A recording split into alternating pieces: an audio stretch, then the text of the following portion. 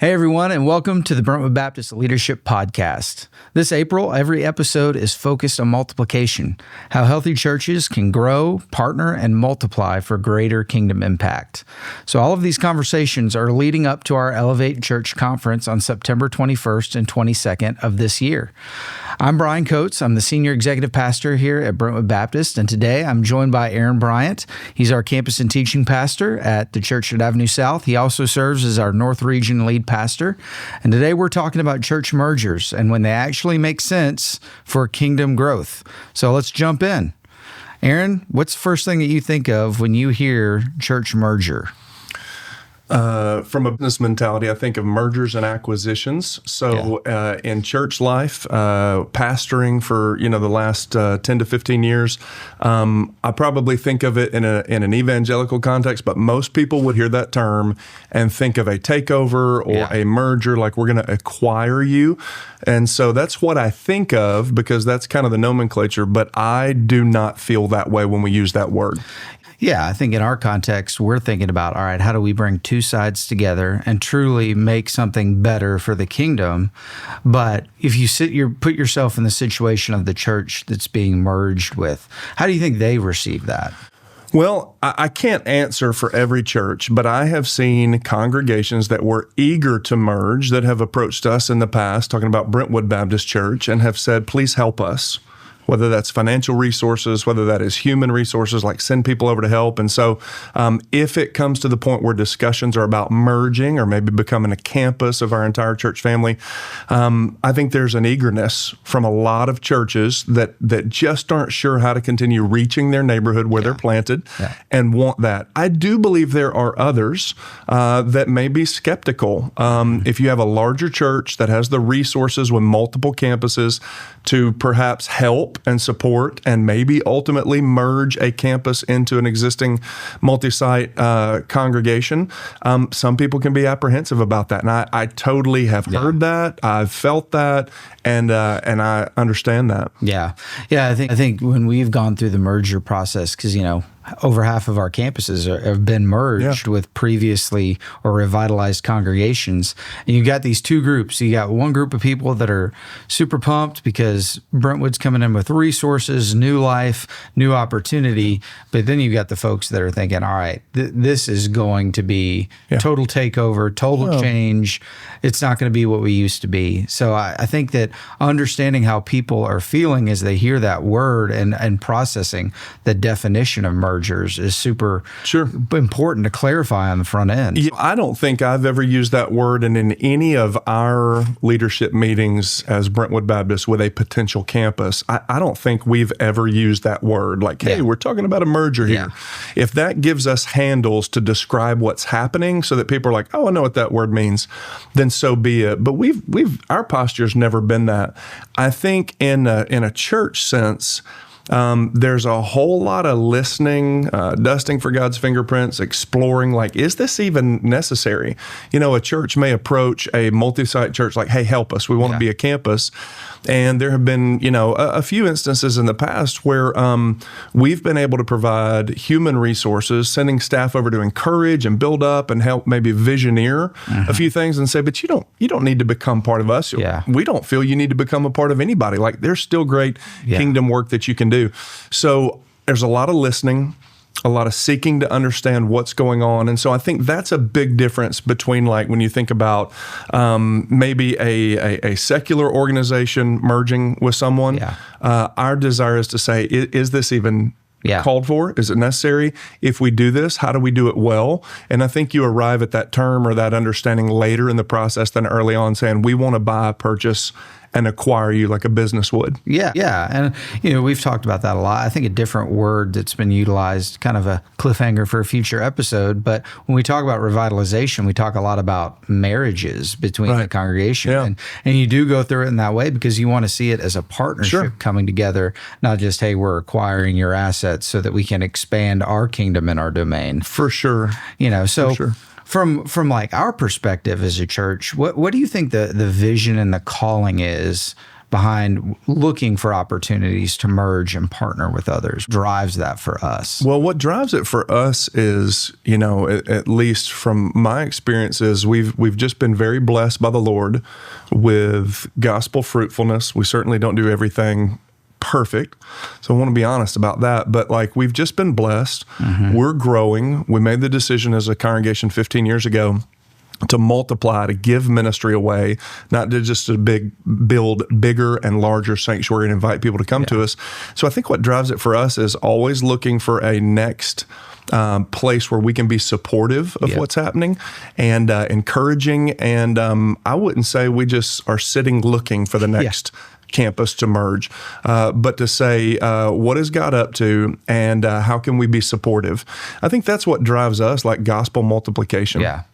I mean, it always goes back to gospel first and always for us. When we're looking at an opportunity for where can the kingdom expand, and if it makes the most sense for us to partner or to marry with this other congregation to be better for the kingdom, we want to pursue that. Then on the flip side, I think we have to look at the calling from the church that oftentimes is merging with a larger congregation. What do you think that calling is that drives them as they're pursuing that opportunity? Well, I think an existing church that might be plateaued or declining or just wondering what is our lifespan that initiates a conversation about that. It is my experience that it comes from a place of hey, we still want to be effective. We still want to reach our surrounding neighborhood and city. We just need a little help. We need a little bit of encouragement. And so I think a lot of churches that might pursue merging with a larger multi-site church are truly driven by the same thing we are. Yeah. We want to see people come to know Jesus. And if that means again, we can be helpful in strategy and encouragement, but there's no need to merge, then great. But that's usually how it starts. Yeah. And that takes so much humility, to get to a place to realize hey, we may need some help in this. And, even here at Brentwood, we have the resources, we have all the things. Sure. There has to be this mutual understanding of we can grow together. We can learn from one another. We can grow together to make the kingdom impact. But even coming to that point, I think is such a key, critical, spiritually healthy thing to be humble and say, hey, I want to partner with somebody else for the sake of the kingdom. Absolutely. So in the leadership and the vetting and the ways that we think through that, what would you say to the people that are listening to this and are thinking through well, maybe we are at a place to merge? What ways do you start to evaluate that within your own leadership and with your own, your folks that you have and you're working with? I think, any leader, a pastor, an executive pastor, an elder, or a leader within the church needs to kind of survey the congregation and before reaching out to an existing church about a potential partnership, just find out, what is God doing? Does anybody else feel the way I do about this? Yeah. For a pastor to say, I don't necessarily know what the answer is, but I know we might need some help. Yeah. But does everybody else still feel that we're supposed to reach this neighborhood? Yeah. That's where that piece of humility you talked about. That requires humility for a pastor to say, I don't have the answer, but I still feel the calling of the Lord in my own life and in this community. Does anybody else share that? Or at least maybe not an entire church business meeting to do that, but lots of cups of coffee with key leaders in the church to say, hey, here's what the Lord's put on my heart. And I have been kind of wrestling with whether or not to reach out to an existing church about maybe some support. What are your thoughts on that? Or would you join me in praying about that just to start?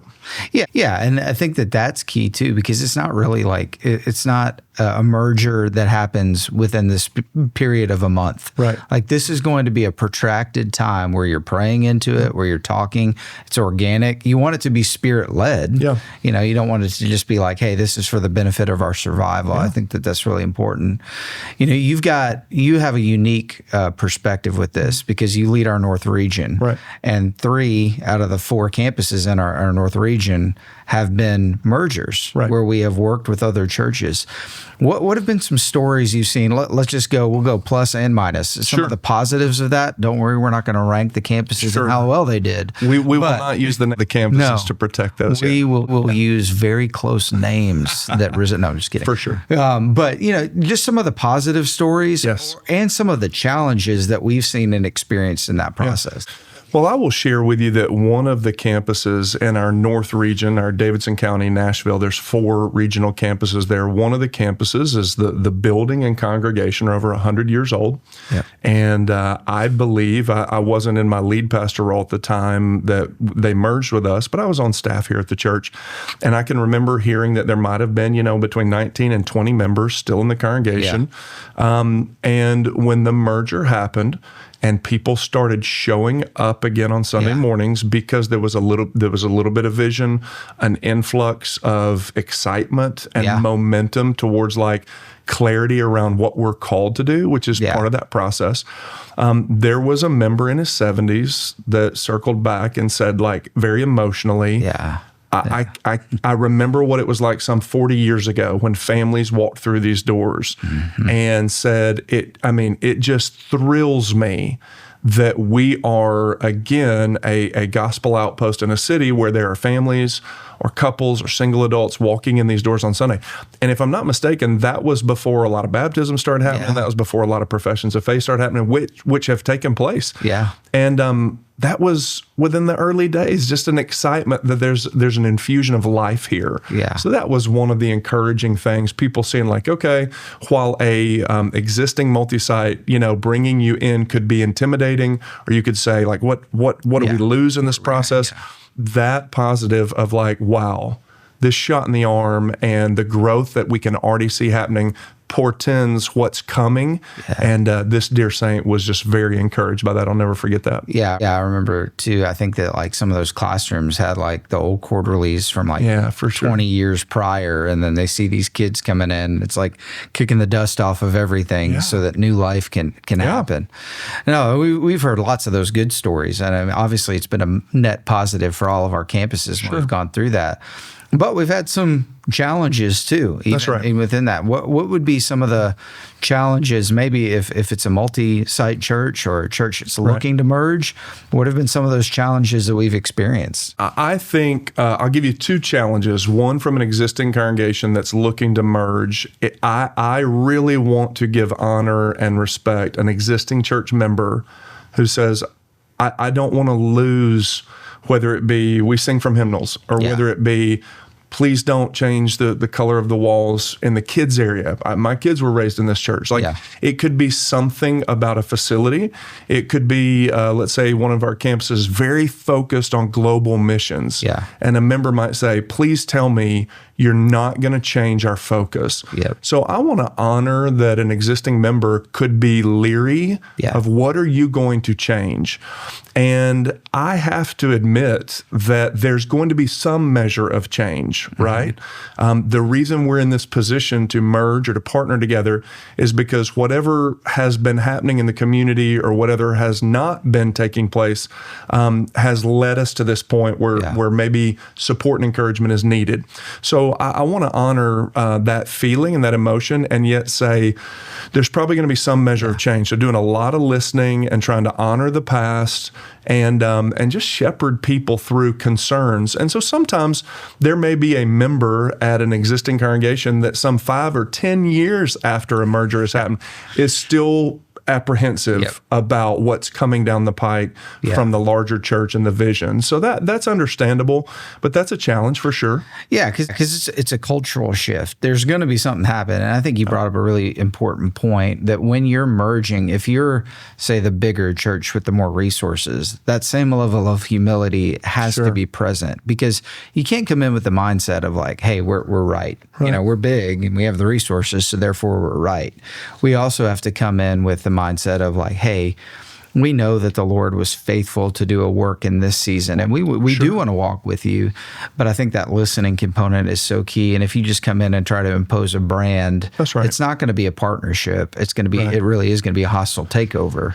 So I I use this term like a merger or a taking on or adding another campus. We kind of have a little bit of a playbook. Yep. So that sounds a little bit like a sports term, but like walking through some strategic steps. And one of those is trying to make sure we fully understand the history, make sure we honor those that are still there holding the line, trying to say like, we don't want these doors to be shuttered. So those are steps that we take to hopefully, we would never say to demonstrate our humility, but like hopefully we're vetting our own hearts in that process, that we're in it for the right reasons as well. Exactly. So that's been my experience here, that we've never shown up and said, this is what needs to be done. We're experts. We've said, whatever the Lord's allowed us to do, we want to bring that to the table, but help us appreciate everything that you know as the experts about this neighborhood. Yeah. And I think too, as leaders, in any context, we have to take this approach, but when people ask us questions, it's not because they're our enemies or trying to push back on everything, but that we take their questions as opportunities for clarifying and further partnership. Oh, sure. Now, there have been some times where the same individual will ask questions at every initiative or every strategy. And so I really appreciate our campus pastors in our North region that have been part of these merging campuses. I've just encouraged them, or they on their own initiative have taken that person out to coffee. Yeah. Or, hey, why don't you and your spouse come, let's hang out at the church, or come to my home, or I'll come by yours. Let me make sure I understand what it is you're concerned about. And sometimes it's a misunderstanding. Yeah, for sure. And so that gets back to, at the end of the day, the church is a spiritual family, and we're in this together. And so I really appreciate our campus pastors for leaning in and trying to shepherd over the long haul anyone who might have a concern, whether that's legitimate or whether that is like an anticipation of problems that may not exist. Yes. We want to shepherd well through that. Yeah, there's always going to be our extra grace required people that we've got to shepherd and walk through well. But it's given that time and that margin to have those discussions is what's going to play out to make a merger really successful where it's a partnership. So, when you bring these two congregations together with different expectations, with past experiences, what would be your counsel for our listeners to how do you build that congregational unity where you see care and growth and you're marching in the same direction? Well, our experience has been when our campuses that have merged with Brentwood Baptist Church have been thus far all healthy and effective. It started in prayer. It started with existing members and the leadership of our church saying, let's bathe this in prayer. Let's bring this before the Lord. So that's obvious. I don't think that would surprise a listener. Sure. But it's so true. And you can't hear that enough. Getting together to say, let's just pray about what God's up to, and corporately together, whether you've been here 50 years or whether you've been here 50 days because you're coming from the existing multi-site congregation, we both want the Lord to be glorified, and we both want people to meet Jesus. Let's pray about that. Yeah. That has been strategic. That has been very helpful for sure. Yeah. Yeah, definitely. You've got to be aligned in the Spirit. You've got to be praying together. And I think just establishing, regular patterns of communication so that everybody's informed of what's going on. That this is when we're going to talk through this conversation. We've had town halls at some of these merger opportunities we've had before, making sure there's a cadence there so nobody feels like they're left behind. And I think in the absence of information, people naturally fill in the blanks with what they assume. And so the more that you can inform and the more that you can say, I mean, like quite literally weekly email updates, even if it's a couple sentences and 3 bullet points of, hey, if you weren't there, here's the audio of the church-wide meeting we had. Yeah. Please be in prayer about these things, excited about the future, whatever it may be. But if you go long stretches of weeks or months without communicating to the congregation, you're going to see a restlessness that's not, in my opinion, spiritual warfare. It's a discernment of people saying, this is not unfolding with clear communication, a clear clear plan. Corporately, we're not trying to unify together. And so you just want to do that well. So prayer and then an effective communication plan at all times that you brought up. Those are two of I'd say the secret ingredients that will really help in this process. Yeah. And I think the other ways that you just continue to onboard into the normal rhythms of the church that we've had, that we're bringing to the table when we're partnering, serving together, doing groups together, establishing those beachheads for unity and community to be built as you're starting that process. It seems like it's pretty rudimentary stuff, but if you're not intentional to do that, the partnership together is not going to form as well as it needs to. Completely agree. So, just as we're kind of landing the plane here on this conversation, as you're thinking, both sides, let's take it this way. You're a church considering like, hey, we might need to reach out to somebody for some help. What are the pitfalls or the opportunities that you would encourage them to think through?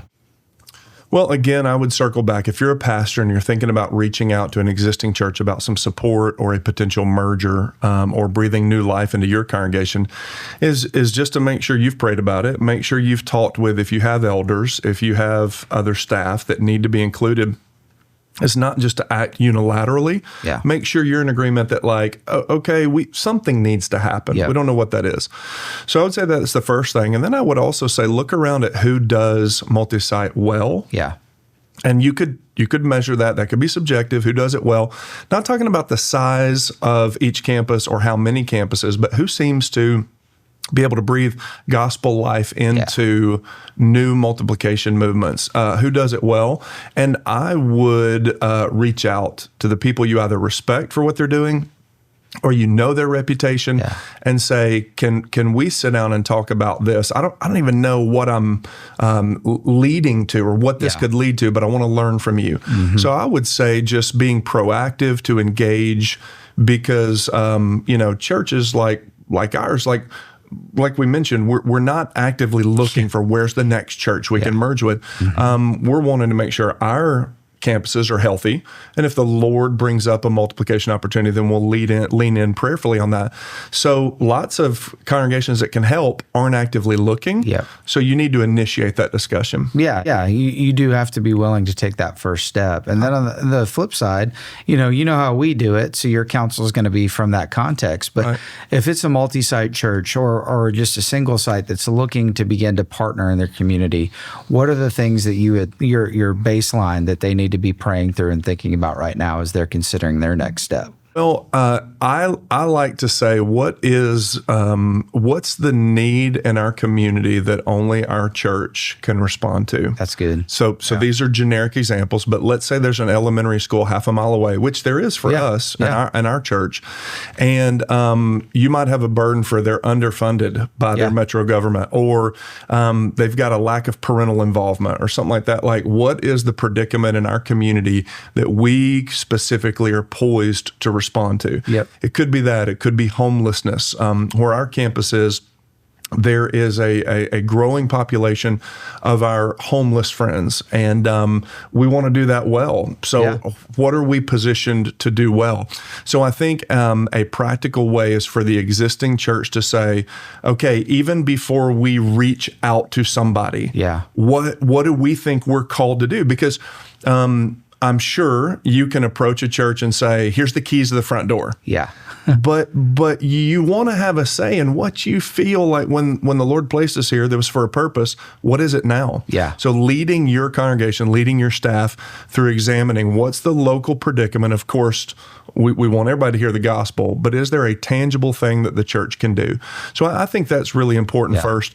And then, like I said, just having conversations about a pastor sharing his heart with key leaders over cups of coffee and dessert, on a Wednesday night, or after a pastor's Bible study, like, I'm going to take 3 or 4 weeks to share about my burden for this. Yeah. So informing and raising awareness. Yeah, I think that's so good, because, the vision itself can't just be to have a merger or to have multiple sites. That's right. If that's the vision, then you've kind of missed the forest for the trees. Well, that's not a vision. That's a strategy. Yeah. I think a lot of times we get strategy and vision confused. Yep.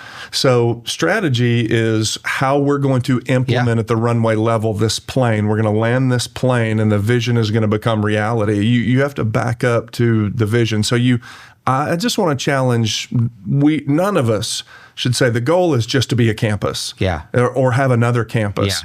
No, I mean that's a vehicle, that's a strategy, but what's the vision? Yeah. What is this going to mean for gospel impact in your community? And even if you reach out to an existing church because you're desperate for the doors not to close. If you don't know what your vision has been or what the existing church you're wanting to partner with is, and you don't have a full understanding of that, you're going to get either disgruntled or you're going to be like, oh, okay, I mean, like we're growing, but I don't feel I'm a part of this. Yeah. So you want to know what the vision is so that you can participate in it. Yeah. And that gospel first and always for us is what drives it. Right. Whether we're looking to partner with the church to build health, to just come alongside of them for a season, or move towards a multiplication effort where we merge, it's how is this going to expand the kingdom?